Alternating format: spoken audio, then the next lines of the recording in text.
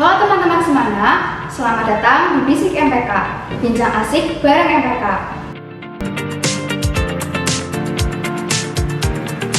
Episode Bisik kali ini merupakan Guru Mendengar yang merupakan salah satu segmen dari podcast di Spotify MPK, yaitu Suara Siswa mengenai pembelajaran jarak jauh. Jadi, bagi teman-teman yang belum mendengarkan podcast di Spotify MPK, yuk bisa manggil dulu. Untuk Bisik MPK kali ini akan ditemani oleh aku, yaitu Lintang Pertiwi.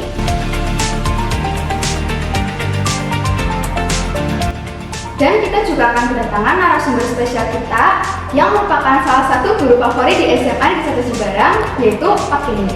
Halo Pak Denny. Halo. Mungkin Pak Denny bisa memperkenalkan diri Pak Denny dulu biar penonton bisa lebih kenal dengan Pak Denny. Menurut saya Enggak apa-apa Pak, kenapa?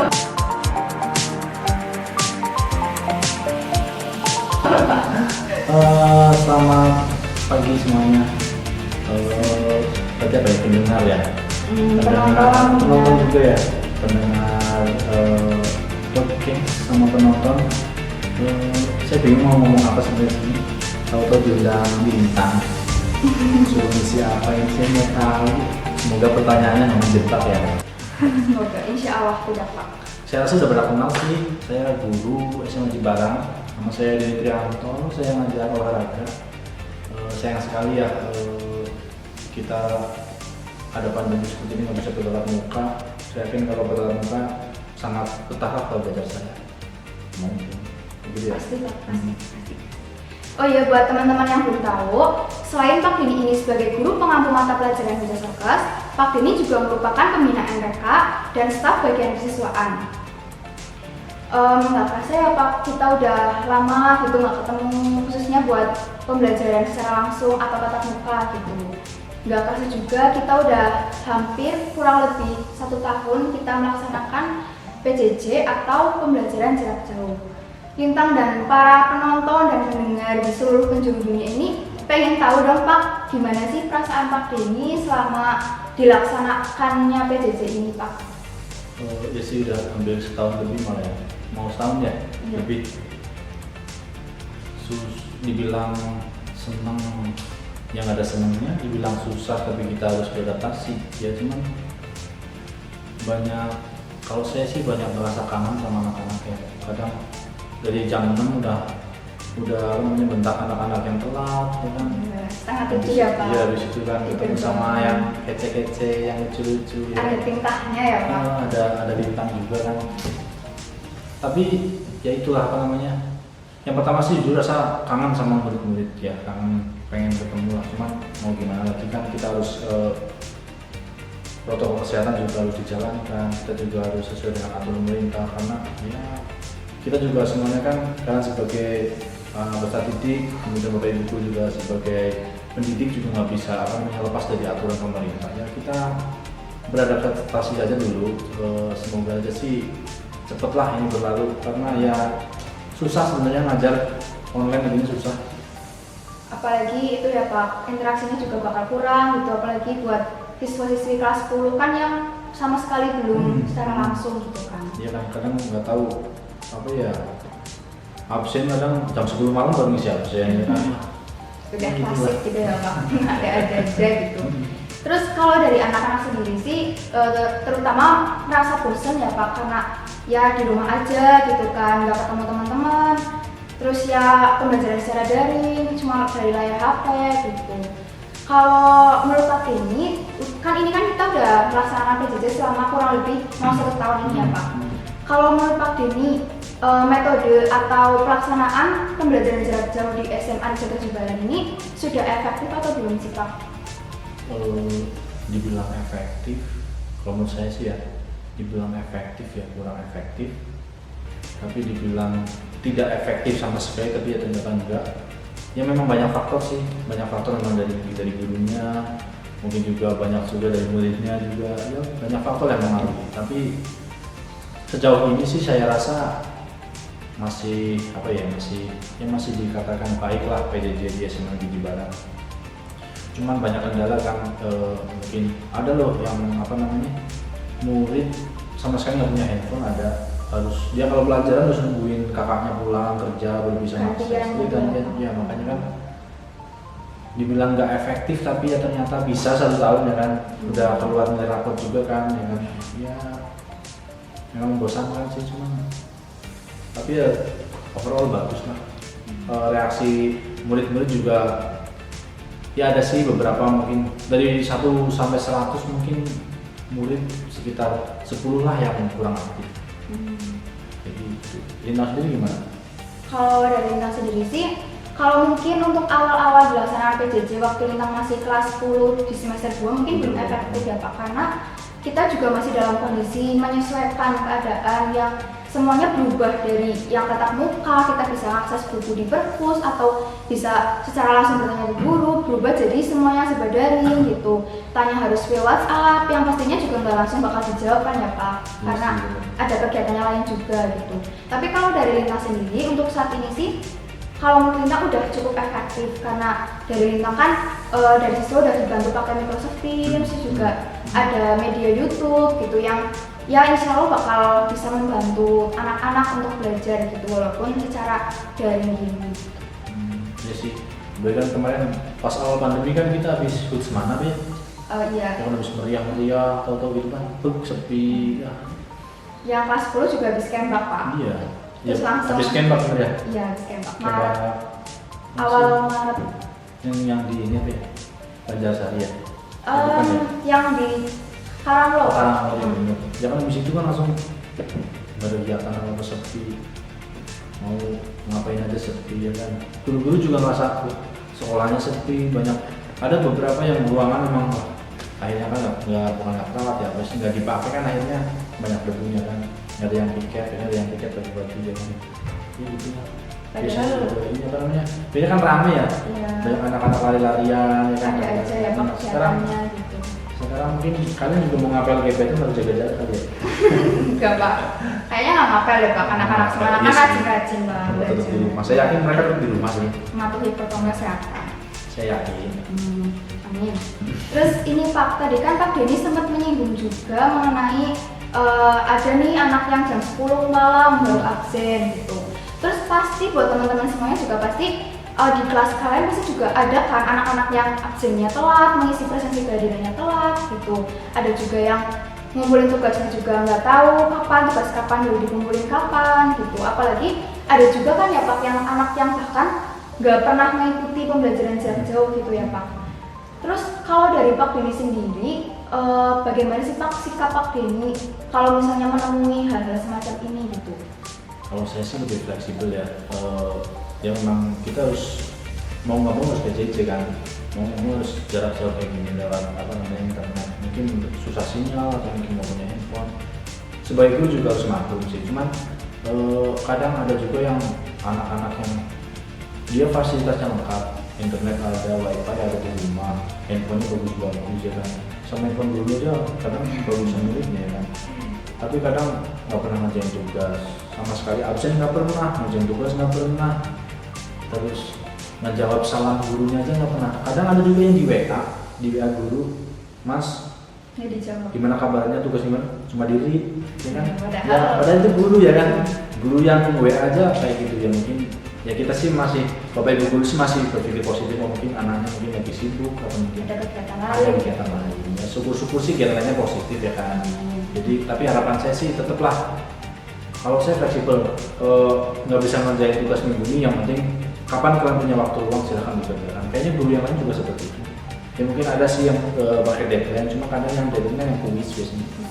Kalau yang materi-materi kan enggak deh. Masih ada toleransi gitu ya Pak. Selagi siswa itu mau untuk mencoba gitu kan, guru-guru juga nggak melulu harus ini gitu, karena memberikan kesempatan juga, karena nggak semua siswa kan juga memiliki waktu yang sama dengan siswa lainnya gitu kan ya Pak. Benar. Terus ini Pak, untuk tugas-tugas selama PJJ ini kan pasti ada aja ya Pak tugas, misalnya hari pertama masuk 3 tugas gitu, hari kedua ada lagi tugas gitu.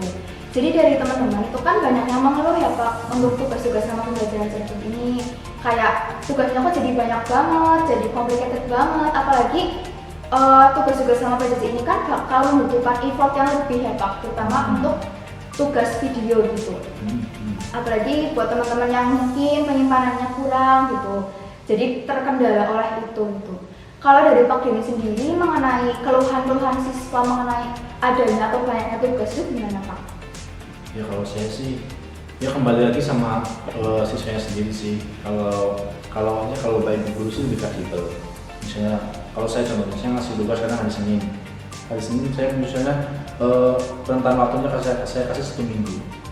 Kalau mereka nggak bisa mengerjakan, udah yang penting tugas dikerjakan. Cuma kalau kadang memang ada sih yang sehari misalnya 3 pelajaran ya kan, tugas semua mungkin capek ya. Ya apalagi kan sekarang ini SMA di Barang kan SKS apa ya? Ya kan. Jadi kan sebenarnya tugas kapanpun itu bisa dikerjakan. Kemudian gurunya juga sebenarnya responnya sampai malam juga sebenarnya merespon kadang kan, karena apa, SKS itu kan ya sistemnya kan kapanpun dimanapun kalau siswa itu mau mengakses tugas ya guru siap melayani. Emang sudah diterapkan seperti itu sih. Beberapa ada contohnya juga kemarin saya pelajaran apa namanya, tenis meja kalau nggak salah. Saya tenis meja kan enaknya praktek ya. Ya kan saya kadang melatih mereka untuk praktek, akhirnya apa? Pakainya video juga kadang dilihat, kadang enggak. Ya terus mereka membuat video senam kalau nggak salah. Ya kalau menurut saya sih nggak terlalu yang mematok videonya harus bagus, videonya harus kualitasnya bisa enggak. Yang penting masih terlihat mukanya ya.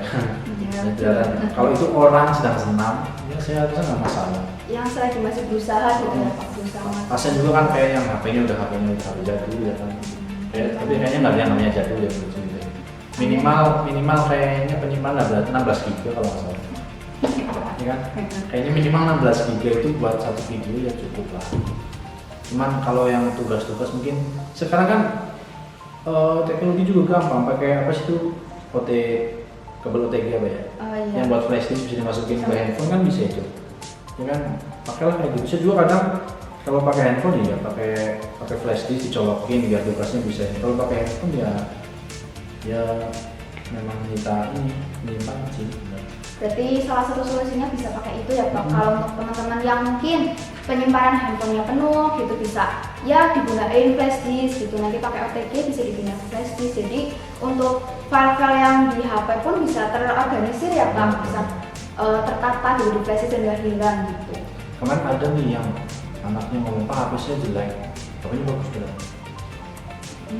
Nggak bisa buat install tim katanya. Terus kan ke sekolah tuh, kemarin ada bapaknya diundang ke sekolah karena memang bermasalah. Akhirnya di sekolah disuruh download, akhirnya bisa. Memorinya penuh tuh bukan karena tugas, bukan karena apa, tapi karena kebanyakan foto yang pertama. Game yang kedua itu kan. Ya gitulah. Makanya ya gimana sih, kita harus benar-benar beradaptasi sih. Syukur-syukur sih ini udah selesai lah semester ini ya, semester depan. Jujur aja yang kelas 10 saya belum ngerti namanya ini siapa, mukanya kayak gini saya nggak ngerti. Kalau yang sekarang kelas 11 mungkin lah, waktu semester kemarin kan ngerti ya. Pernah melihat. Kalau yang ini kan ibaratnya itu masih anak SMP, masuk ke sini saya nggak tahu. Apalagi kalau di kelas juga jarang ikut pelajaran ya Pak, kurang aktif gitu. Ya gitu. Terus tadi kan Pak Denny sempat menyinggung ya Pak, kalau untuk mata pelajaran yang diambil Pak Denny itu kan olahraga, penjas opas gitu, kan lebih banyak prakteknya gitu ya Pak. Karena ya kalau lagi tatap muka pun kalau misalnya tadi pelajaran teknis itu kan langsung praktek gitu, lebih kasih praktek. Terus kalau menurut Pak Denny, metode pembelajaran seperti apa sih Pak yang efektif gitu untuk diterapkan di SMA Negeri 1 Cibarang, khususnya untuk mata pelajaran yang pada dasarnya itu lebih banyak prakteknya gitu Pak? Sebenarnya kembali lagi sih ke tujuan pembelajaran awalnya itu apa ya, kayak olahraga misalnya permainan bola besar misalnya, siswa diharapkan mampu menguasai teknik syuting bola basket gitu. Berarti kan syuting pun nggak harus dilakukan kayaknya deh, ya kan? Pakai video lah, pakai apa? Saya kan juga sering kan ngirim link ya, kayaknya Lintang juga tidak saya. Iya. Ya, makanya kan saya kadang ngasih video orang lagi share, orang smash salah, orang lagi layup bola basket atau apa ya. Sebenarnya lebih asiknya apa sih, siswa itu dia lebih aktif kalau menurut saya lebih gitu ya kan. Dia melihat video langsung, terus dia mengamati hasil pengamatannya apa. Kadang ada lucu-lucu, ya kan. Kesimpulan dari dia mengamati itu lucu-lucu kadang. Kemarin ada yang bola voli smash, apa namanya ya, lucunya kesimpulannya tuh orang yang melakukan semua itu harusnya lompat kakinya dua kan.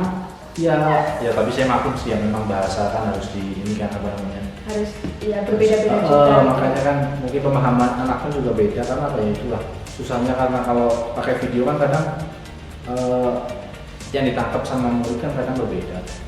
Ya kayak kita lah, kalau kita mungkin lagi WhatsApp seseorang kan kita hahaha, tapi kan belum tentu kita ketawa ya. Nggak Kayak sesuai gitu lah. sama yang Iya. kenyataan gitu. Karena juga ada yang kita mau menyampaikannya niatnya apa tapi diterimanya apa kan enggak. Ya PJJ juga saya rasa nggak jauh dari kayak gitu kan, lebih ke apa sih namanya ya, Memaklumi gitu ya Pak. kalau banyak ini memaklumi, kalau saya memaklumi ya kayak gitu. Memang PJJ memang harus kayak gitu.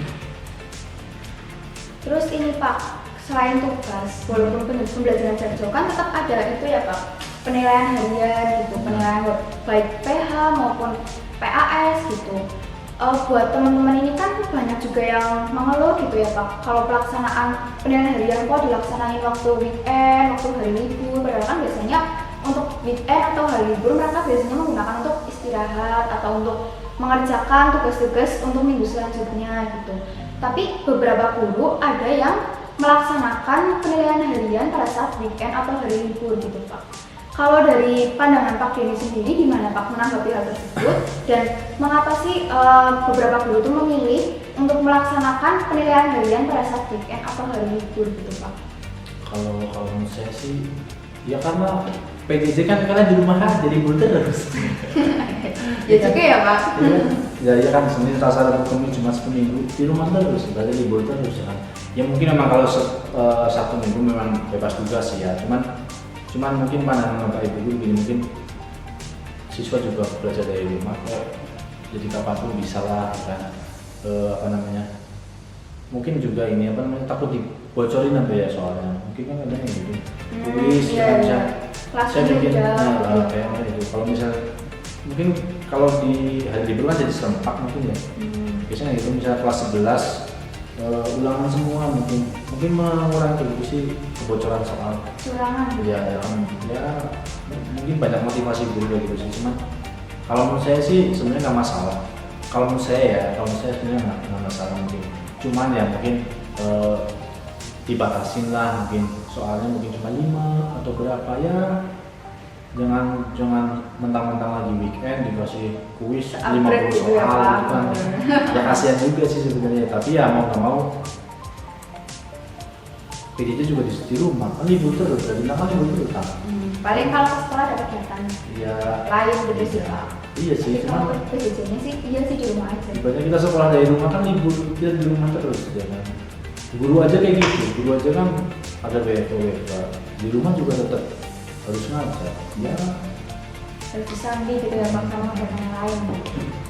Terus ini Pak, tadi kan Pak ini ada cerita katanya ada siswa yang benar-benar nggak punya smartphone pribadinya sendiri gitu, jadi harus barengan gitu sama keluarganya gitu, dan itu kan menjadi salah satu kendala dalam pembelajaran jarak jauh gitu.